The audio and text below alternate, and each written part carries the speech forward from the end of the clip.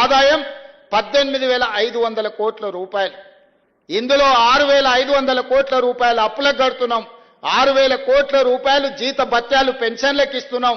దాదాపుగా 13,000 కోట్ల రూపాయలు తీస్తే మా చేతులు ఉన్నాయి 5,500 కోట్ల రూపాయలు. ఇందులో మీకు ప్రతి సంక్షేమ పథకం అమలు చేయాలి. కనీసం 22,500 కోట్ల రూపాయలు ఉంటే ప్రతి నెల ప్రాథమిక అవసరాలు తీర్చుకోగలుగుతాం. కాంట్రాక్టర్లకు బిల్లులు ఇవ్వాలంటే నెలకు నాకు 30,000 కోట్ల ఆదాయం కావాలి. మరి ఈరోజు 12,000 కోట్ల ఆదాయం తక్కువ ఉంది. నా అవసరాలకు నా ఖర్చుకు ఒక కుటుంబంలో ఒక కార్మికుడు నెల జీతాన్ని తీసుకుంటే ఇంటి అద్దె, పిల్లల చదువులు, దవాఖాన ఖర్చులు, అదేవిధంగా ఇతర అవసరాలు అన్ని లెక్కేసుకొని ఒక పాలకెంత, నీళ్ళకెంత, ఉప్పుకెంత, పప్పుకెంత, మంచి నూనెకెంత, భార్య బిడ్డలకెంత, అమ్మా నాయనకు వైద్యానికి అవసరమైతే ఏం ఖర్చు అని అన్నీ లెక్కేసుకొని బడ్జెట్ పద్మనాభం లాగా నెల జీతాన్ని ఎట్లా ఒక కార్మికుడు లెక్కేసుకుంటాడో తెలంగాణ రాష్ట్ర ముఖ్యమంత్రిగా ఇదంతా మన కుటుంబం అనుకొని నేను లెక్కలేసుకున్న లెక్కలని మీ ముందల పెడుతున్నా. ఏ కార్మిక సంఘాల నాయకులకైనా నా విజ్ఞప్తి ఒకటే, ఆర్థిక మంత్రిని, ప్రధాన కార్యదర్శిని, అదేవిధంగా ఫైనాన్స్ సెక్రటరీని అందరినీ మీ దగ్గర కూర్చోబెడతా. వచ్చే ఆదాయం మొత్తం మీ చేతిలో పెడతా. ఏదాపమంటారో ఏడ ఖర్చు పెట్టమంటారో మీరే చెప్పుర్రి.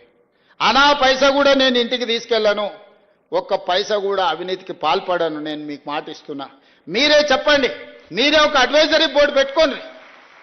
మీరే సూచన చేయండి.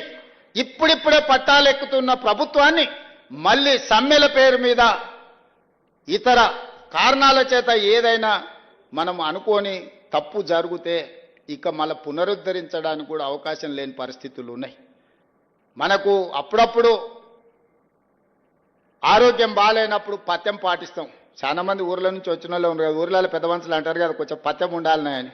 కొంచెం ఆరోగ్యం బాగాలేనప్పుడు చికెన్ మటన్ తినొద్దు, నూనె వస్తువులు తినొద్దు అంటారు కదా, కొంచెం వెజిటేరియన్ తినొద్దు అంటారు కదా. రాష్ట్ర ఆర్థిక వ్యవస్థ కూడా ఆరోగ్యం బాగలేదు అందుకే మనం వెజిటేరియను, పండ్లు ఫలాలు కూరగాయలు తిని కొంతకాలం కొంత జాగ్రత్తగా ముందుకెళ్ళాలి.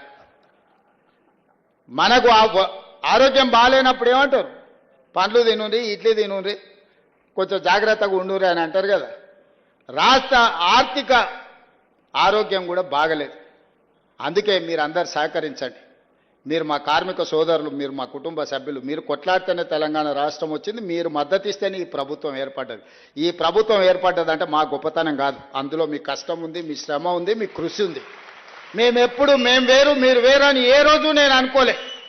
మీలో ఒక్కరిని, మీ కుటుంబ సభ్యుని, మీ సంక్షేమం కోసం, మీ అభివృద్ధి కోసం, మీ భవిష్యత్తు ప్రణాళికల కోసం మీ ముఖ్యమంత్రిగా, మీ సోదరుడిగా పనిచేయడానికి నేను సిద్ధంగా ఉన్నా.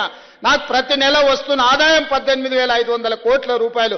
ఈ 18,500 కోట్ల రూపాయలు మీ చేతుల్నే పెడతా. బ్యాంకులకు కట్టుండి నా ఉద్యోగస్తులకు ఇచ్చే జీతాలు వాళ్ళకి ఇవ్వండి, రిటైర్ అయిన వాళ్ళకి పెన్షన్ ఇవ్వండి, మిగతాది ఏడ ఖర్చు పెట్టమంటారో మీరే చెప్పుండ్రి. సన్నబియ్యానికి ఇద్దామా, ఉచిత కరెంటుకి ఇద్దామా, ఆర్టీసీ బస్సుకి ఇద్దామా, షాదీ ముబారక్ ఇద్దామా, కళ్యాణ లక్ష్మికి ఇద్దామా, లేకపోతే ఇంకేదైనా ఆడంబరాలు చేసుకుందామా, మీరు ఎట్లా చెప్తే గట్లనే రాష్ట్ర ప్రభుత్వాన్ని నడపడానికి నేను సిద్ధంగా ఉన్నా. దీంట్లో అబద్ధాలు లేవు. ఎవరైనా ఇంతకు మించి చెప్తే లెక్కలైనా మీరు చూడండి. మొత్తం అందరిని పిలిచి కూర్చోబెట్ట. మీరే ఒక సింగరేణి నుంచి, ఆర్టీసీ నుంచి, విద్యుత్ శాఖ నుంచి, అసంఘటిత కార్మికుల నుంచి మీరు ఒక కమిటీ వేసుకోండి. మీ ముందల మొత్తం లెక్కలన్నీ ముందల పెడతా. మరి ఆ లెక్కల ప్రకారం ఎట్లా నడుపుకుందామో ప్రభుత్వం చెప్పండి. ఇవాళ ఎవడో కూడా వచ్చి చెప్తాడు, జర మంచిగా ఉన్నాం, బాగానే ఉన్నాం, సంతోషంగా ఉన్నాం, కనీసం 1వ తారీఖు కాకపోతే 6వ తారీఖు నాన్న జీతాలు వస్తున్నాయి, తెలంగాణ గొప్పగా పరిపాలించిన అన్నాడు. 10 ఏళ్ళలో అన్నాడని 1వ తారీఖు నాకు జీతాలు ఇచ్చిండు. ఆ సోదరులారా, ప్రభుత్వ ఉద్యోగస్తులను గుండె మీద చేసుకొని చెప్పమని.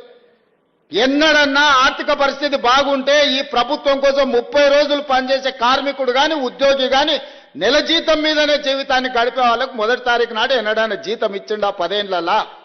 కానీ మీ సోదరుడు ముఖ్యమంత్రి అయిన తర్వాత ప్రతి నెల ప్రభుత్వ ఉద్యోగస్తులకు జీతం పడుతుందా లేదా మీరు చెప్పండి. మీరు ఆలోచన చేయండి.